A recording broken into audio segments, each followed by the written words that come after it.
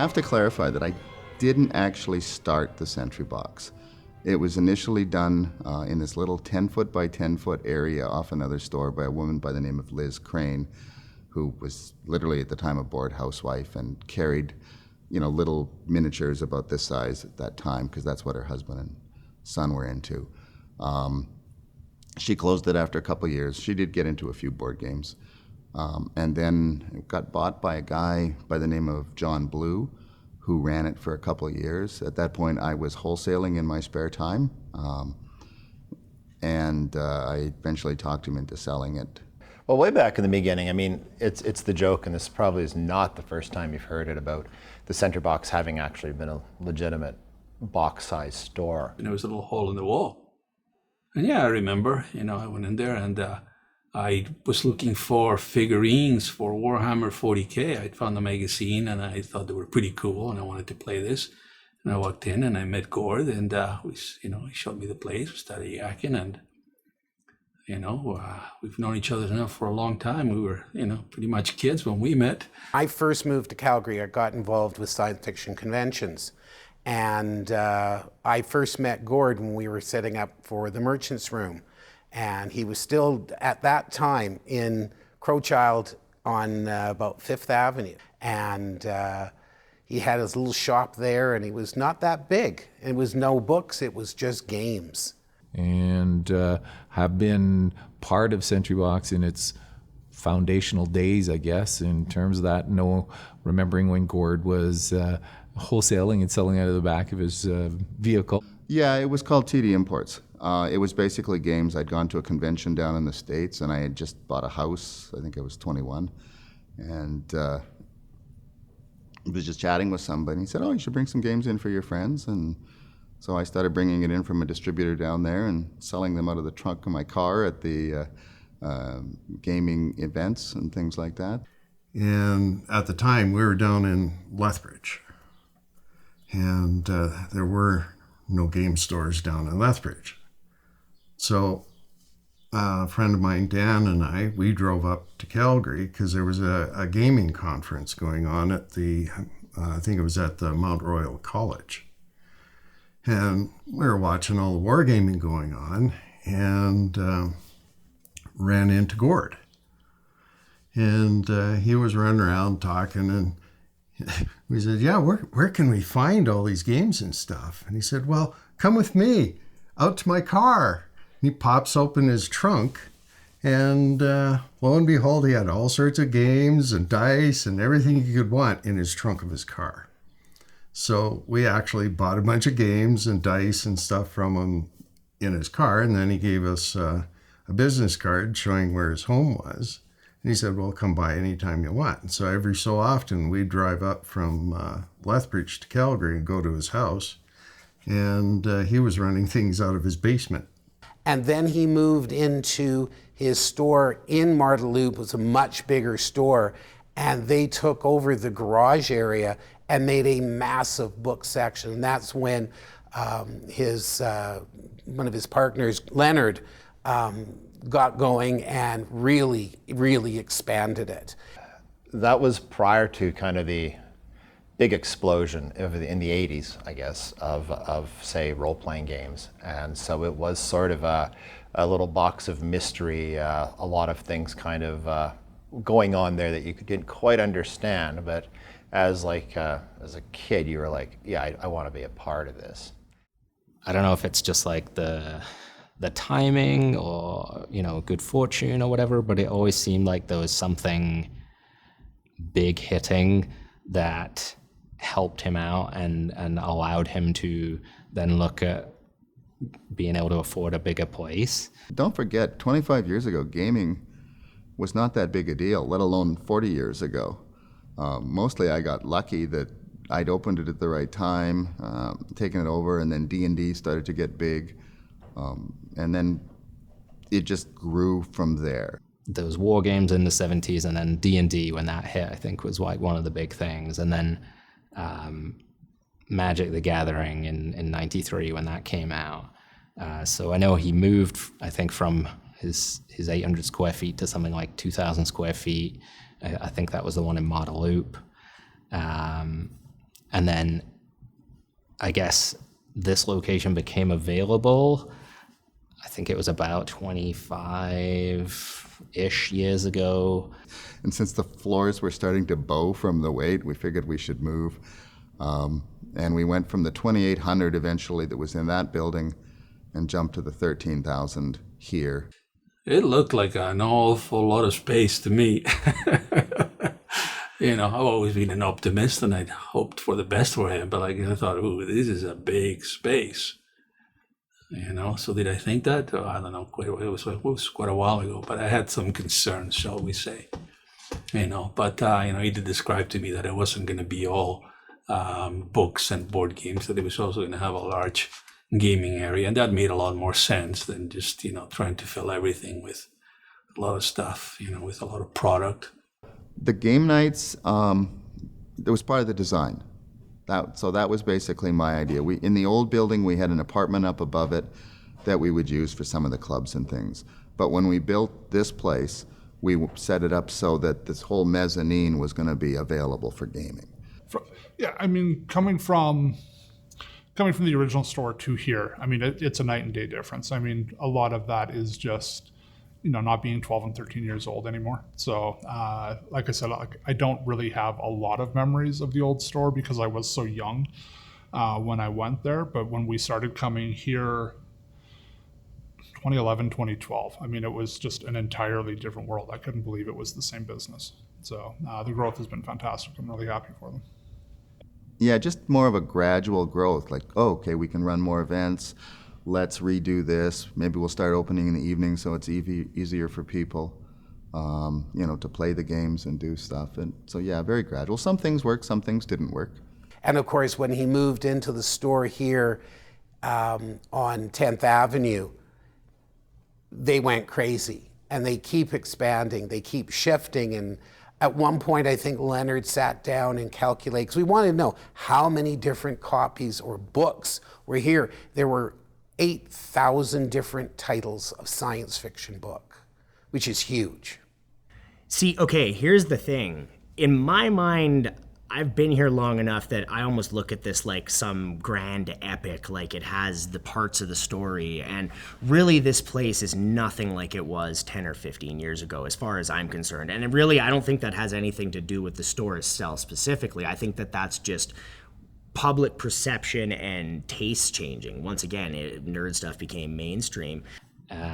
So yeah, there's definitely some good fortune and timing involved in the evolution, but I think that there was always enough interest in the hobby and something new that would kind of keep building it over the years to allow this to exist.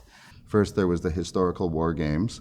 Then came Dungeons & Dragons in '74. After that, Magic the Gathering was the next big gaming thing. Then the European-style games. So it's gone through different things, and now the resurgence of D&D again over the last few years.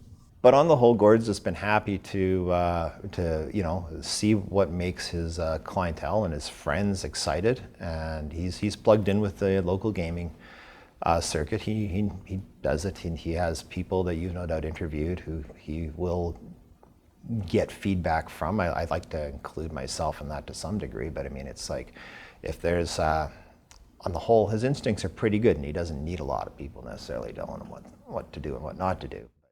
No, I didn't think it would turn out this way, and certainly, yeah, the stuff he's carrying in the store, yeah, it's a mecca. It's a mecca. We used to say we'd carry everything. We can't do that now. We do have to cull. There's just too many games and too many miniatures out there.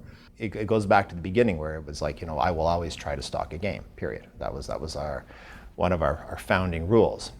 Now, is that unwieldy? Yes. Is that like, are we going to end up stocking something we'll never sell until it's a collector's item? Yeah, well, that may be it, and Gord's quite happy to sit on that and let that happen before all of a sudden, you know, a certain segment of the internet gets very, very excited about a ancient RPG, and before you know it, we have people calling us up for it. We don't normally get rid of stuff. People walk in and will think they have everything in existence. Used to be the case, not so much anymore, But it's cool when it happens that way and you get that kind of feedback and you know you've made somebody's day brighter. Maybe more so, 5 or 10 years ago than now, but even now, they're known to have a lot of out of print or really hard to find stuff because they have the floor space to stock so much inventory. And so, I think it's to their credit that they bill themselves as the largest game store in the world because as far as I can tell, it's true. And it's not just, it's not just a bigger store with more of exactly the same stuff. It's a bigger store and then they have such variety. And, honestly, I've never been able to not find something that I was looking for. You know what I mean? Like they have it all. Like they have sections of old military games. They have sections of like a section of sci-fi and fantasy books that I don't think you'd see in most comparable stores if there are any. And I think that was a Gordism, that there's something here for everyone. Even if you're like, don't think you're going to like the game, well, there's a bunch of books. You don't like the books, there's other books. You don't like the little miniatures, well, here's a game, it's just like little bits of cards, There's something that everybody is going to be interested in, whether it's subject matter or whether it's your play style. Because you come into like the balcony and you're just like presented with this plethora of nerddom, and it's like, oh my, I just stood there and looked down and like, there's so much stuff here that I am into. Oh yeah. But we've basically been trying to improve it every year as much as we can to make it a cool place that people want to come and, kind of that community hub, somewhere that people would want to come and play games. Because this store actually, he got this location right around the time I was born. So this is kind of the only store I've known. Luckily now the floor is not pink and teal. I hated those colors for years. But I've seen pictures of what the store looked like 10 years ago, and it looks like a rec room or maybe like a community room, like a community hall room. Walking into it back then, it was kind of a white box with blue highlights on it from like the railings and stuff. It was kind of fairly plain. Actually, the walls were kind of a pretty gross teal and salmon mix color. We had tiles on the floor that were kind of a mix of those colors. It was kind of a bit ugly when I first came to work here. And even still today, if you look at the areas where the decorations are sort of meet the roof and stuff like that, you can kind of see what its previous life probably was. Well, the fancy decorations all started, how long ago is that now? 10 years back or a little better. And we got a artist that's been, coming to the store for a long time, Cam. He asked, is this something you guys would be interested in? He showed us some pictures of what he had done at his house, or for a friend, he had I think they had a big fish tank, and they wanted an Egyptian kind of background for it. So he had basically hand carved this Egyptian kind of background and then painted it, and he showed us the pictures, and I was like, yeah, that's really cool. Maybe we can look at getting you into the store and doing some of that. It was always one of those things where it was like, well, I don't know if this it fits anything specifically, but that's kind of the boat we've been in the whole time. It's like, okay, let's do some cool stuff that is suggestive of this, that, and the other, because there's so many different genres you need to cover here. So we're like, okay, Indiana Jones, Cthulhu mythos, mysterious, all right, cool. And yeah, I mean, it looked really good, so we were really happy and decided, yeah, let's do some more. So then he started doing some kind of like brick paneling. I think I ended up doing some stuff as like a Halloween prop or something from my mom's Halloween haunted house that you would always set up on the front lawn or whatever. And I think I ended up showing pictures of that to Gord, and we were like, well, that kind of goes with this. Let's make a few pieces and stick them on that wall, because back when there was none of this. It was all just painted, weird 1980s institutional. I feel like I'm in the damn nut house colors. It's so nice to see it now getting so much more just more decorated and more thematic with what I've always thought it should be, is more a store, just that the decor matches the products, you know? But you have to see those old pictures to appreciate how much the work that Cam has put into all of the walls, all of the details, how much that makes a huge difference to how the space feels and how it looks when you're in it. Cam, he comes up with all the great ideas of what to do. And he's now working on the after hours gaming room, and he's making it look pretty gorgeous. He's a talented guy because, well, all the brickwork that he's done in the main part is all just styrofoam, and he takes a pair of scissors and cuts all the grooves into it. You know, just scraping those scissors across the styrofoam. And he's amazing at what he's doing. And it's just a great person and a great friend. Oh, Cam's immensely well-rounded and stuff like this. I find Cam, he turns around, he's like, oh, I'm not that good at stuff, but yet his work turns out great. I didn't do it alone by any stretch. None of this stuff have I done completely alone. I've always had help from this person, that person. There's been many people that have like held the torch for this place over the years, and a lot of them aren't here anymore, but you know, you can still, the influences are here. There's a lot of people that have been riding for the brand over the years. It does make you feel good. It's not so much that it's just like it makes an ambiance that is really nice for people. We got talking about, you know, what would really stand up to all the gaming and the chairs thumping against the wall, because Cam and I were always having to repair everything. And also being practical. Like, I don't know if you noticed, but like the entire bottom of this castle, it's all steel on the wall for a reason. Cam and I talked about that, and we said, you know, we got to make it look rough. And so I went, okay, well, I know that we can make it look rough, but I'm not sure how. And I was watching one of the shows on rat rods, and luckily that one they were talking about how to get a patina on a car. And so they explained what they did. And so the next day I went, Cam, I think I know the solution.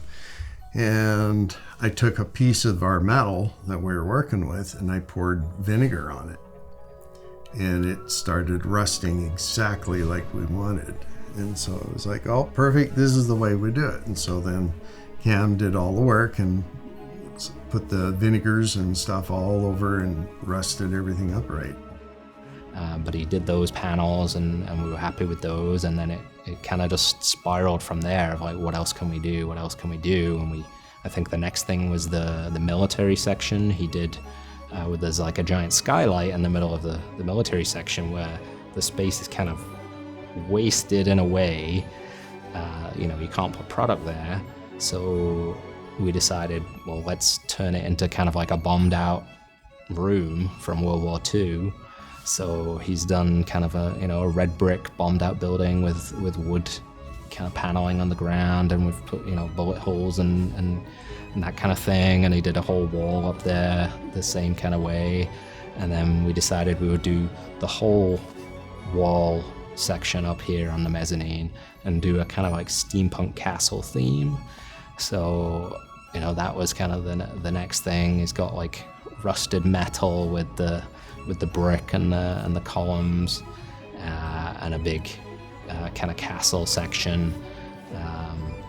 And yeah, now he's working on the back room.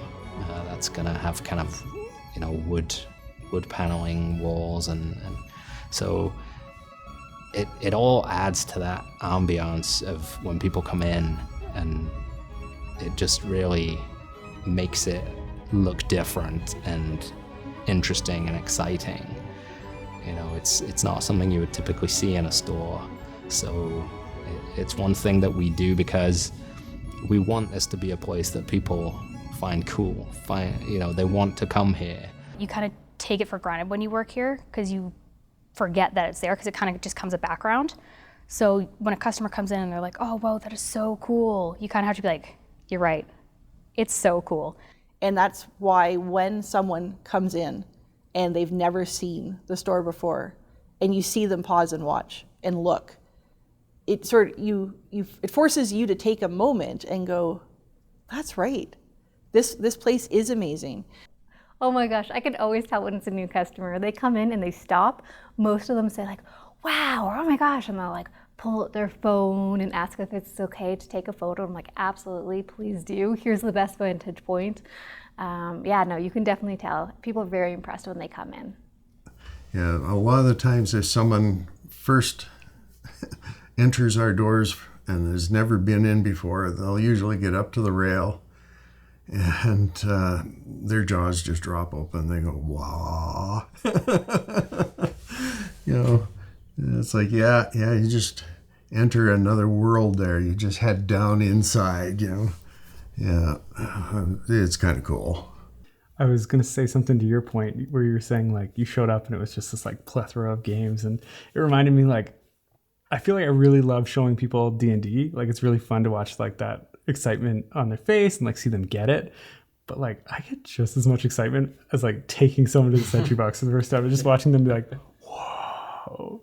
Like I've taken a lot of people for their first time and like, check it out. You're going to spend so much money. Say goodbye to your wallet. And to your free time. Like, you're going to get hobbies. The first reaction when you walk into a place like this is usually just being impressed at the size of it, for one thing, and how well laid out everything is, and the fact that they just have everything. So yeah, we've got Darth Vader up there. Gord won him in a contest many years ago at Gamma Trade Show, and he's been on display for quite a number of years. I've seen Gord emotional maybe, maybe I can count him, because Gord's always been pretty cool, you know. He's, when we won the giant Darth Vader statue at Gamma one year, yes, he pretty much jumped out of his seat. That was pretty cool. And then we have the Space Marine next to him, which one of our customers actually made. It's a cosplay outfit that he made himself and has been wearing at the Calgary Expo for many years. And he decided to retire it and asked us if we wanted to put it up on display. So now we've got the Blood Angel up there as well. And anything like that we can put out there that makes it so that people are wowed when they come in the store. I don't really remember the decor in here when I came in as a kid. What I do remember is that they had these glass cabinets with dragon models, and I wanted to buy them all. And so I would get some of them for birthday or Christmas gifts, and they bought them all from here, and I had quite a collection.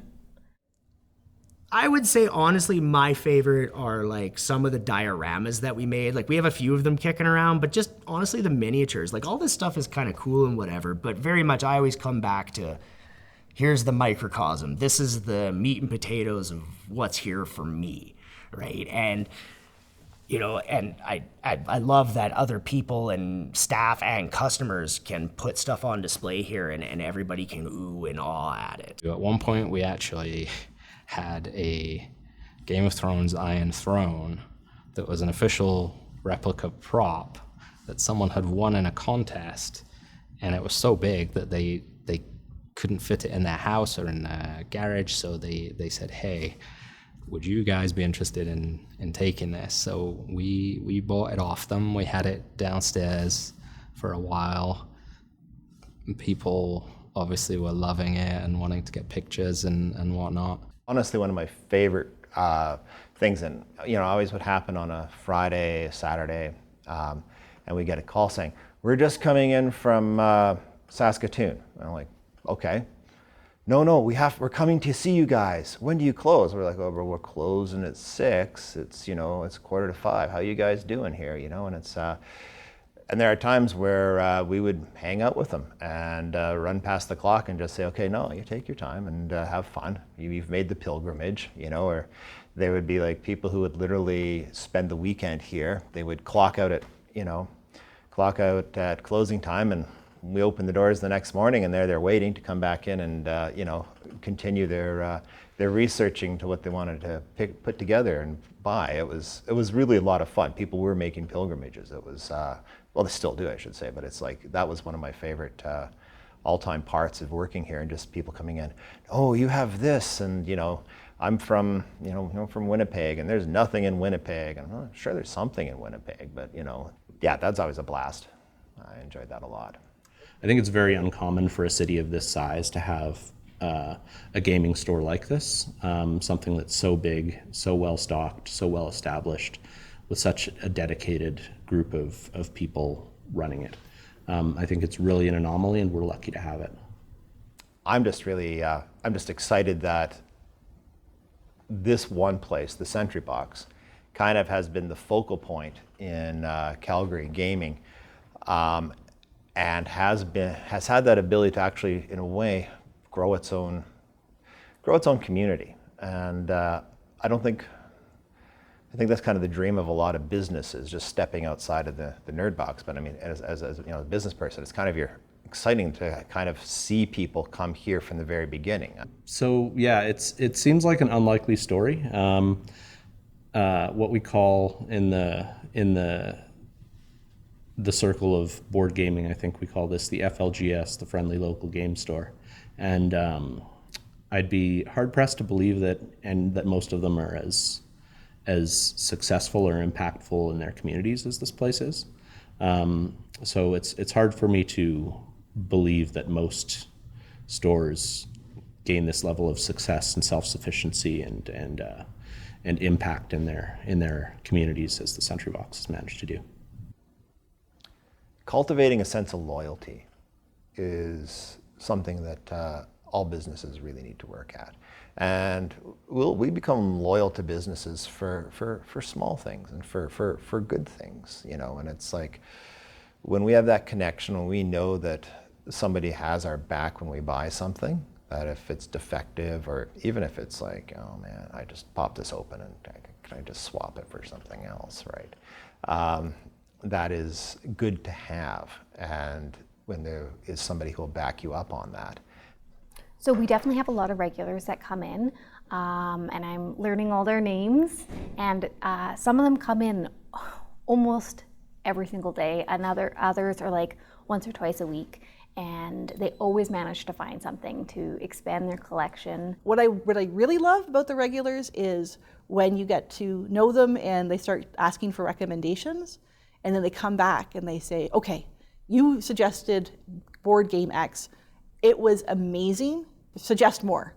What else is going to be like that? And it's nice to be able to develop those types of relationships over time with the regulars, so that you can get excited with them about the new games that are coming out, or what type of games that they might like based on what you like and what they like as well. Yeah, and that's part of the reason it's so much fun to work here.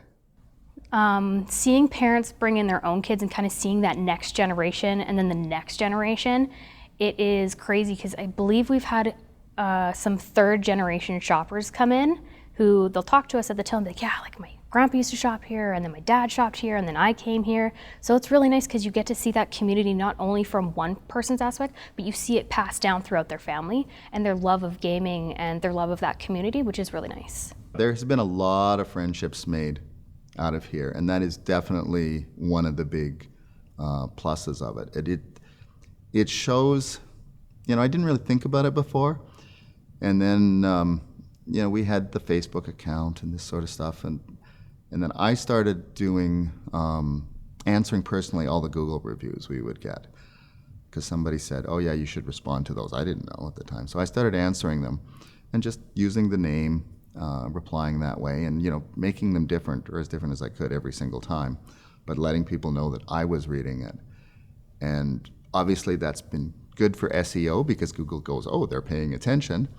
But it blows me away that I think we're up to about 2,200 reviews right now, with this 4.7 out of 5 average. And that just floors me. And of course, it really helps business when people look it up as well. But some of the comments, I've had people write, text like this on a review, talking about their shopping trips and things like that.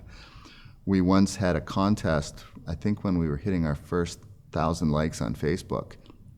We just kind of said, hey, if we make it this weekend, because we were like 5 away, we knew we were going to make it anyway, we're going to give away a $50 gift card. So we weren't buying it or anything, it was just like a thank you. And so we did that, and it's like, okay, how do we hand this out? So what we said is, we'll do it, draw randomly out of everybody. Just tell us when you were in the first time, and just say what year was it, or how long ago. We had, I think, 250 comments on this. People literally came in. They remembered who they came with. They remembered what they bought. It just blew me away. I think we got really loyal customers because we treat them as our friends. And we know almost everybody.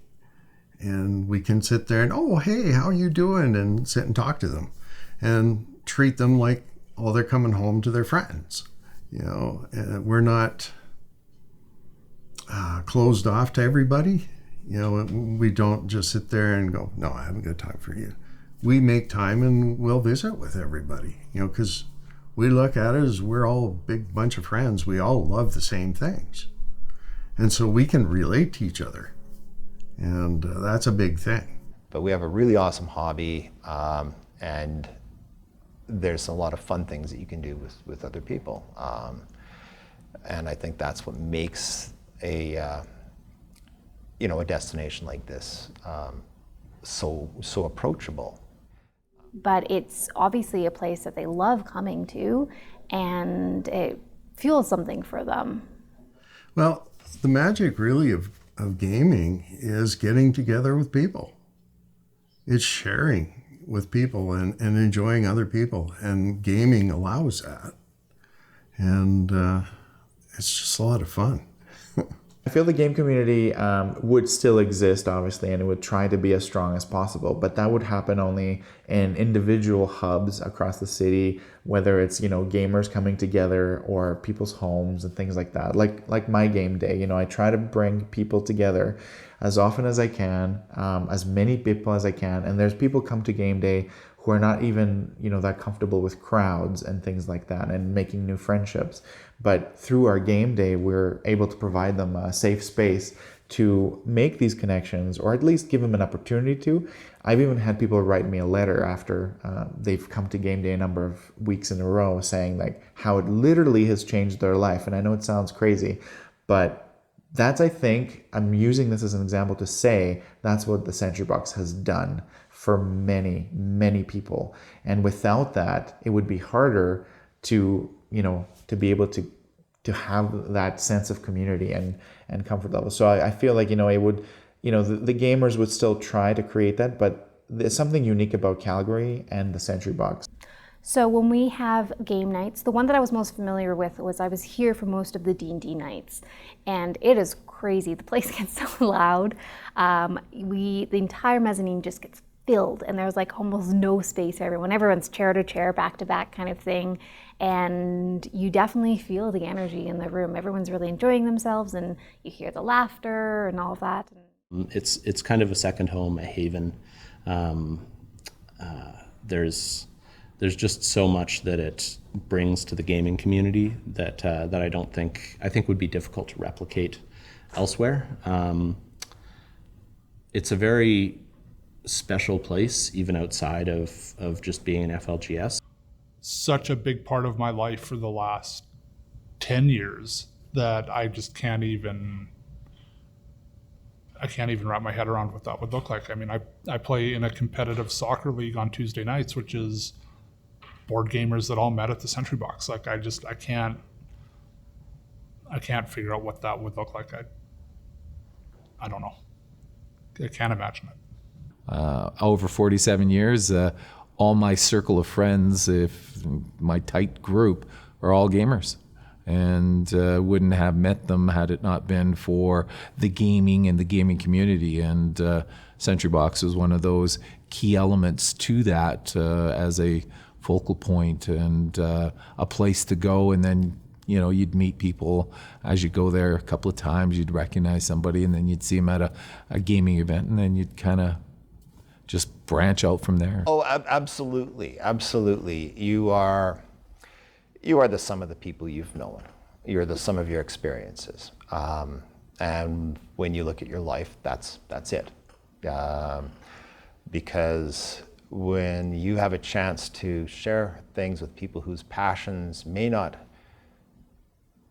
be the same as yours, but they equal it, then that's really a fun alchemy. I mean, you get to have people and they're like, yeah, I don't understand your passion for, you know, a certain card game or a certain miniature line, but damn, you do it well. You know, it's like, and so you find ways, to support each other and have fun, because it's that kind of community. I mean, yes, we all talk about our edition wars, or there's no way that you play this game, it's inferior to this game, and that's kind of a stereotype, because once we get down to it, 9 out of 10 people who will say that with you, like, well, you got a spot open?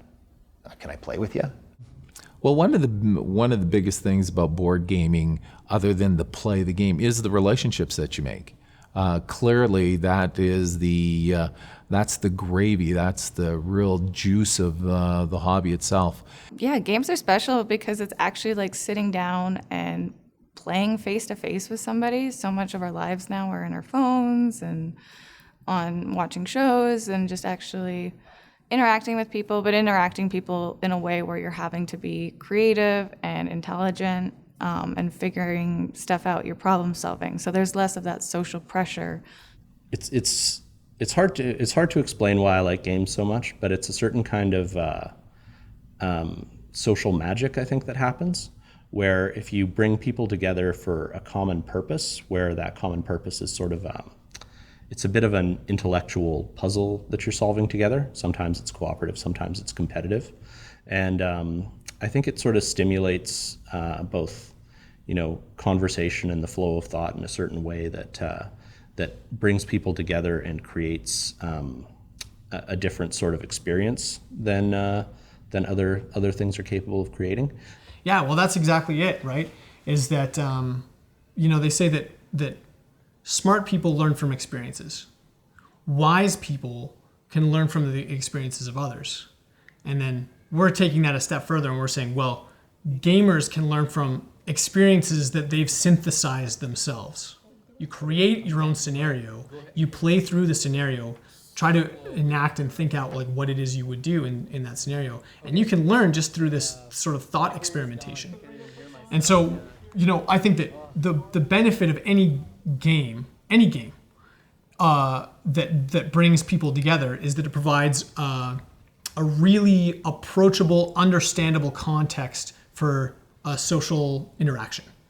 One of the things I think about gaming that I really, really love is the inclusivity of it all. I remember when I was coming out, I had a group of friends I wasn't out yet with. And I met a bunch of new people that were playing board games, and I was invited to join. It didn't even matter. I was so worried at first, are they going to accept me? How am I going to be able to fit in? There was nothing to fit into. It was more like, hey, welcome. We're playing this fun game, and it didn't matter what our background was, our nationality. There was people of all kinds of, ethnic races, and it was just a beautiful thing for me. It was a point where there was like a definite shift in the demography, which I really welcomed. I mean, with my staff, who I should say, by the way, are the best ever right now that I've ever had. And that's because we've also, got a very good mix now, rather than a bunch of old curmudgeons like me. We're about the same demographic of females and males as the population of gamers right now. Pretty much a 50-50 split, I would say. In watching the store, we have just as many female customers as we have male customers, and that's just the standard now, right? Like obviously we joke about those stereotypes, but those stereotypes don't really exist anymore as far as I'm concerned. As a female in this world of geekiness, I would say it's a lot of fun, but it's also a little weird because not everyone's used to females kind of stepping into this world, and it's kind of been more like females have always been interested in this kind of stuff, but it's been a little bit more on the low key. So I'm really proud that we get to be here. A lot of us staff members are females. We're widening the world of females working in the gaming industry. And it's really honorable that we all get to be here and we get to share our love of games just like everybody else. So I'm honored, but it's also a lot of fun. Right, it has changed, and I think it's for the better. I think it's really good that kids are involved. And you're right. When I was growing up, it was the same thing. Sure, I played Monopoly with my friend's sister when I was young, but yeah, gaming was really not something that most women did. But now, if it isn't 50-50, it's going to be pretty close, and certainly to dominate some of the aspects. I mean, you're not going to find a lot of women that like wargaming, but you're certainly going to find them in RPGs. You're going to find them in board games, and game nights. And I think it's great. I think it smoothed the edges of, the interactions between men when they play games. And I think it's all good. Really cool to see a place where people can just let their guard down a little bit and be like, oh, okay, I can be a Star Wars nerd here. Like, we've had people come in shopping costume, not Halloween or anything. Do we question it? No, because you're a nerd and that's rad and that's a cool Stormtrooper outfit. The science fiction books that connect with people are ones that connect with your soul, with what you believe in as a community. Science fiction allows you to see the world in a different way. Star Trek is a great example of how we can look at racial problems where you would say, well, that's not a racial problem, but it is. There's the classic episode where the characters have black on one side, white on the other, and one has it on the left, and one has it on the right. And they hate each other because they're different. And science fiction shows us that some of those hatreds are so irrelevant. And these days with the queer community where everybody is welcome, nobody is judged, nobody has said, well, if you dress that way, then you're wrong. I've been to conventions where people dressed in amazing outfits, from Klingon to fairy outfits, and they're all welcome. Now it's not just that it's males and females, but it's families. And we see families come in, and when you talk to them, the parents are talking about how when they were teenagers, they were, bugging their parents to bring them to the Sentry Box on the weekend so they could pick up the latest D&D book for their campaign, and now they're bringing their kids. The children of geeks were coming of age, and that was beautiful. And so we would see these kids come in, and they'd be 10, 11, 12, same age as I was when I first in and got my Monster Manual. But they had already read the Monster Manual. They were that far ahead of me, and they were lecturing me on how to do things right. And I was like, first off, don't you lecture me. Secondly, you're completely 100% correct. Pre-COVID, this was a place where kids would be able to come, parents would drop them off, and they would game for the day. And their parents knew they were safe. There was nothing that was going to happen that was going to hurt them or put them at any risk. So the families, this was a family place. And that, I think, is really a point that Gord has done. It's for families. It's for kids. It's for adults. It's for everybody of any age. And I think that's what's important. Both my daughters play board games. My older one is like a killer. She would go to the Falcon conventions in town with me occasionally. And, one of the dad moments is she was playing Settlers of the Catan Rome. She'd never played it before, though she had played Settlers. And she wins at the table because, of course, nobody's taking this 14-year-old seriously, all these old guys. And then I would surprise all the old guys with that I could beat them. Somebody's going, who was that? Masked kid, so to speak. And said, oh, that's Gord's daughter. Oh, jeans or something. It's one of those dad moments that you feel good about sometimes. Say, yeah, crush them. She had a lot of fun beating the old guys, as she said. And then years in the future, then they would come after me because they knew. Yeah, that's one of the really cool things about games is that it doesn't matter where you're from. It doesn't matter what your background is. Everyone can be into the same kind of thing.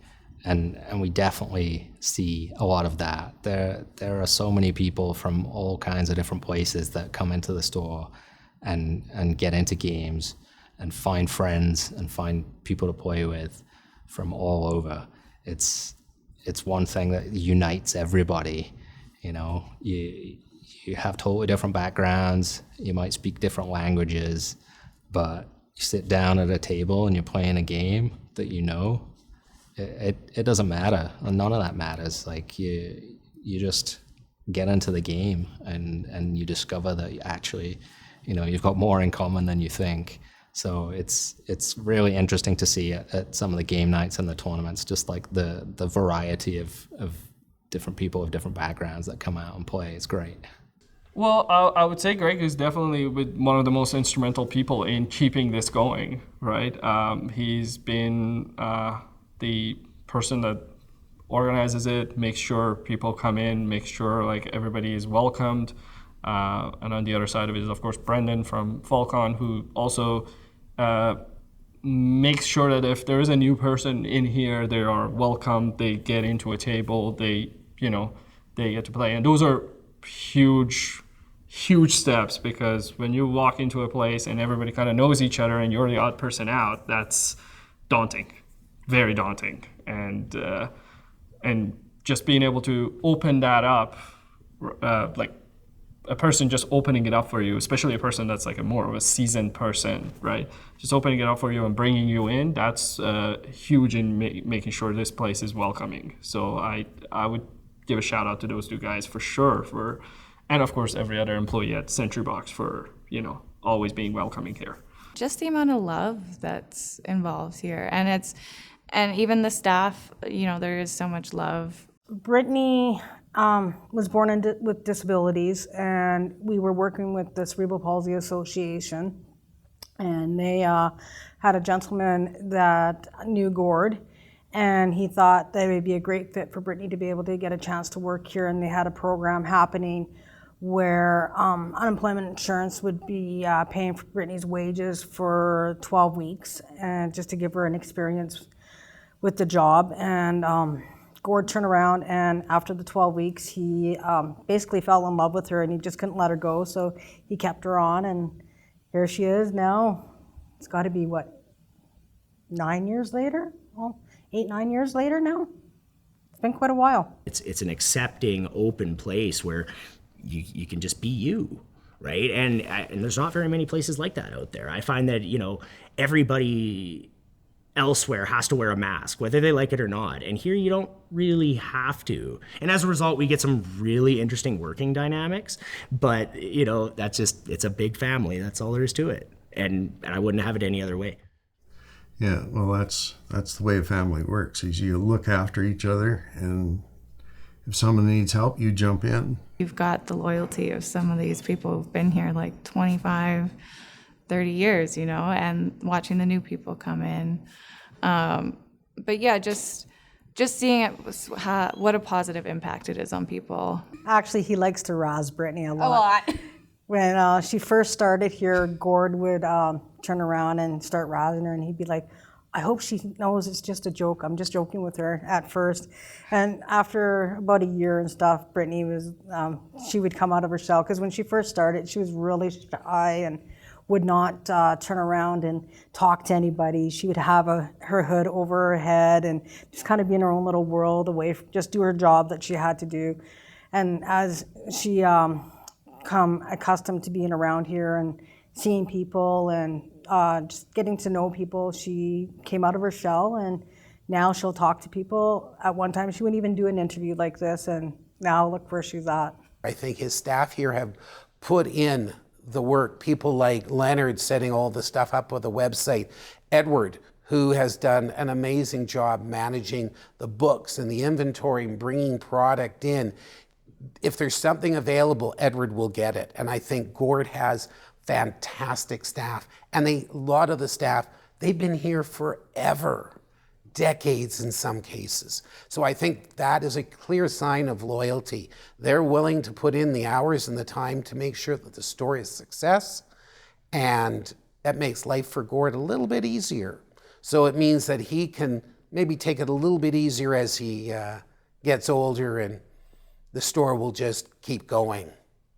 And that's very much what this place is. It is the collective dreams and visions of dozens and dozens of people, all condensed, trickled, sent through a filter on down to what we see here. And you don't get to see very many collective works like that. Like, you know, I mean, obviously the store has an owner, the store has a boss, but this workplace, it doesn't function the same way as other places. Here, it's literally like we have found people that are indeed very passionate about what they're doing, and they're doing this for far more than money. Right? There's plenty of people like me. Like, I work 3 or 4 different jobs. By no stretch of the imagination do I need to work here. I love to work here. It's a privilege to work here. And it shows a lot through the years, because it's not something that you ever tire of hearing, of like how people are so enthused about games. But yeah, I'm not looking to go anywhere. I love it here, and I want to stay here as long as I possibly can. I mean, I had that for that time, that was the best job in the world, I was concerned. And we had a good time. There was lovely people working here. I don't think Gord has ever voiced strongly that, you know, other than maybe when the tax man comes, that this is getting to be too much, because he knows how important it is to people. I always worry. I mean, Gord is my age. We're both getting on. I've retired, but Gord keeps going. It's hard to imagine him retiring, right? Because this has been his baby. As my daughter said, my older daughter, it's like, was it 3 years ago? You got 10 more years in you, Dad. Don't worry about it. And I probably do. I think it would be pretty cool to make it to 50 years doing this. I don't know who his angel is, but there is an angel, and it's served him well. I just couldn't imagine. I couldn't imagine how a city without a store like Sentry Box. It'd be a big hole. I think for me, Sentry Box will always, whether it's here or not, will always be a keen part of my history. I will always know that the people here who I have met are lifelong friends. You gotta give credit to Gord. He was the man with a dream, and you know, he's the one that put it all on the line to build it. So that's what I attribute it to. He knows what he wanted to do with this. He's continued to change and adapt, and when a good idea comes, he's always been one to try it. In the early days when Gord and I first met, no, I didn't expect Sentry Box to be the way it is now. As far as putting it in perspective, it hasn't been a job almost. I mean, it is a job. You can't do this and not know how to do the books and deal with finances and things like that.